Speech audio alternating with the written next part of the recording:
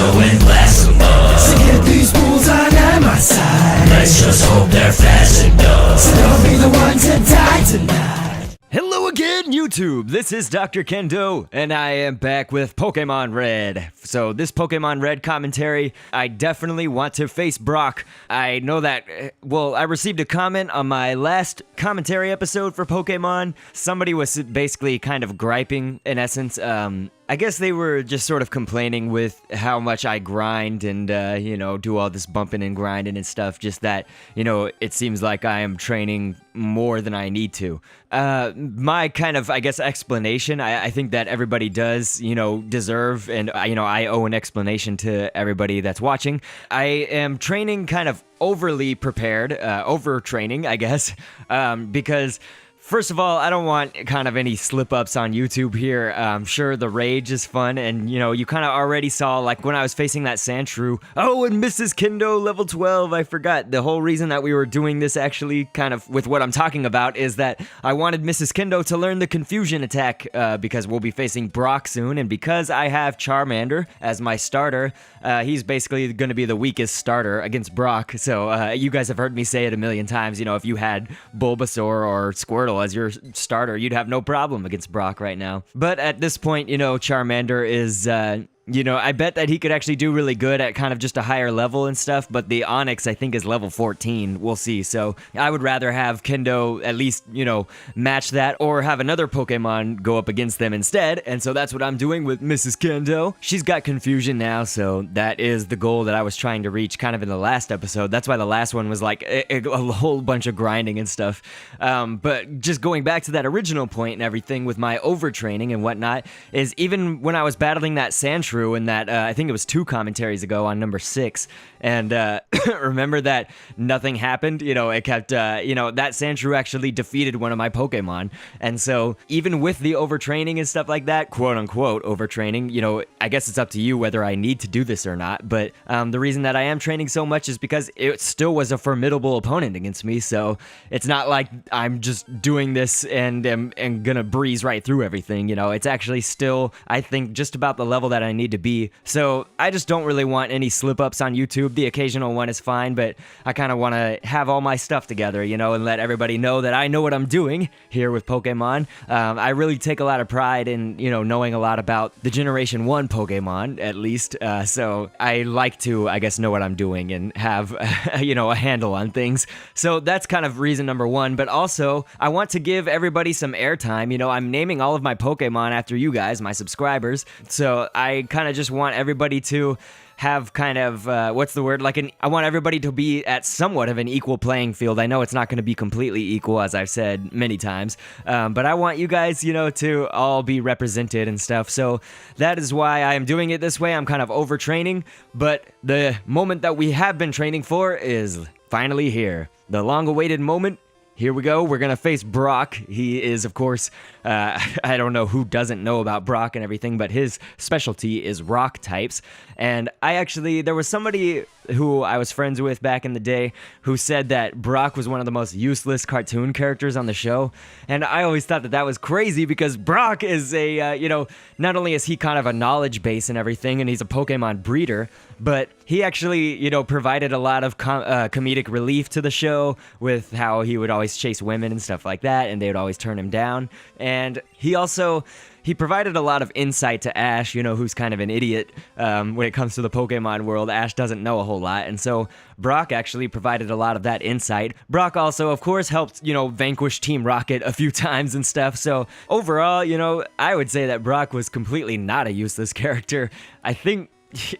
really, the show could have been like Brock and Misty's adventures instead of Ash, and it would actually be more, I guess, stray away from the useless factor and stuff, because I basically am saying that Ash, he's kind of the one that knows the least and everything, but hey, Ash is, he's a useful character because he drives the show, and Pikachu, why not? Everybody knows, so I don't really need to say that, but Brock has, in the Game Boy game here, Brock has a Geodude level 12, and then I believe that I was right, that his Onix is going to be level 14, and so, oh man, Asian lunch lady fainted.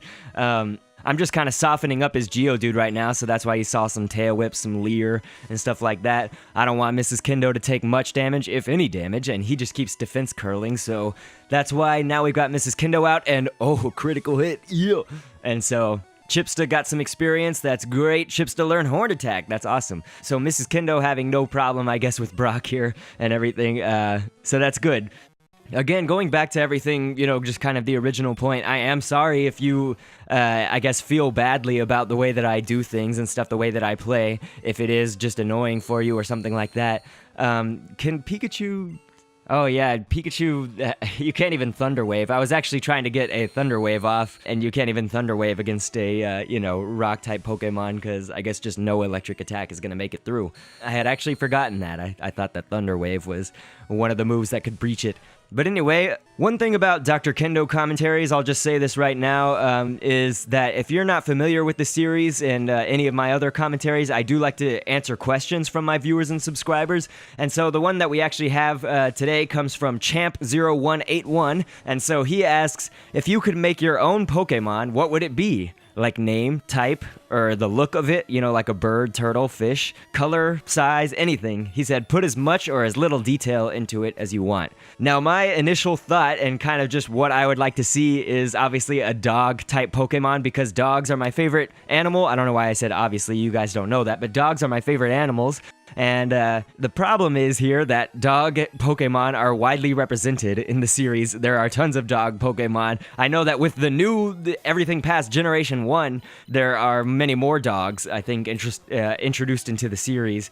But that's why I think I'm going to go ahead and opt out of creating another dog for the series. So my idea would actually be another one of my favorite animals, which is I would probably create some kind of fiery armadillo. And this armadillo Pokemon could heat its body up and then roll while it's in a ball. And that would be like its Flame Wheel attack or its tackle or something like that. And so I think that would be kind of cool. I know that there's Sandshrew, but that is Sandshrew. And so while it looks like an armadillo, maybe we could have a Pokemon that it looks a little more distinct and looks a little bit more just kind of like an armadillo, but on fire. So kind of like how Cyndaquil has flames coming out of its back, I think that, the armadillo could have like a really hot shell. And so I would want this armadillo to be red or orange, for the fieriness of it. And what would I name it? Well, I would go with Xenartha, and that would be spelled Xenartha, and it's actually because Xenarthra is the name of a suborder. Armadillos are actually in the suborder of Xenarthra, so that's why I'm just going with Xenartha, because it's easier to say. And if you notice, we have bested Brock, and so we have received the Boulder Badge. That's what's coming up here, and he says, wait, take this with you. He gives us a TM34, which I believe contains Bide. And so, yes, a TM, if everybody doesn't know, it stands for Technical Machine. And yes, Bide is the one that he gave us. And that explains the move right there. And so we are rocking socks here. And so, going back to my original point again, that match was actually not just a complete, blowout. He actually did kind of put up a challenge. So I think that my training, whether it's considered overtraining to you or not, I think that I'm actually training just about the right, maybe a little over. But, they're still creating a challenge for me, because you saw there that Brock actually defeated some of my Pokemon. So, yeah, he made some of them faint. So, I think I'm doing pretty good here. So I think I'm just going to keep doing my casting the way that I do it. And again, I'm sorry if this is annoying or displeases anybody, because I really do want to please everybody and, try to give you entertaining content. So yeah, I definitely, I do like feedback, but that was just one thing that I wanted to answer. Definitely, if you are going to give me feedback, I always appreciate constructive feedback. That's important. So anyway, please ask me a question if you want me to feature it on one of the future Pokemon episodes. I've got a few questions in line, so yours will be documented and on the list to be asked in the future. And to get yourself named after one of the Pokemon, the way that I'm doing that, basically, if you don't know, is that I'm allowing this privilege only for subscribers, so you must be subscribed, but also I want you to comment on one of the social media pages other than YouTube. So basically, that would be the Facebook, the Twitter. Dr. Kendo has a Tumblr page, and you'll see some of the social media on my channel's feature page or the homepage or whatever. So I hope that you guys are enjoying this. I am getting a little bit better. I was sick in the last Pokemon commentary, but I'm feeling a little bit better. I still just have a cough and some nasal issues, but I am feeling better. So hopefully I'll be 100% by next week. And we've got some birthday raps coming up here for the month of October. So that's another series that I do on my channel. I hope you enjoy them, and I hope you enjoyed this episode. We will now continue our quest since we've beaten Brock and done all of that. We will now move on, and we're actually going to start catching some new Pokemon when we get to Mount Moon, or the cave, coming up. So, that'll be an opportunity for some more names to get put into the series. So, I hope that y'all are excited for that. I'm excited, and I will catch you on the next vid, and thanks for viewing. They're fast enough. So don't be the one to die tonight. Superpowers come in showers, rain for hours on the cowards. They devour, get overpowered, feeling sour, and I scour the idea of the Bowser that I am. I'm a tower, and wowzers, they axe Howard. You so empowered, if I could explain the gain, attain, a gain contained in my game, it'd be the same mundane domain away.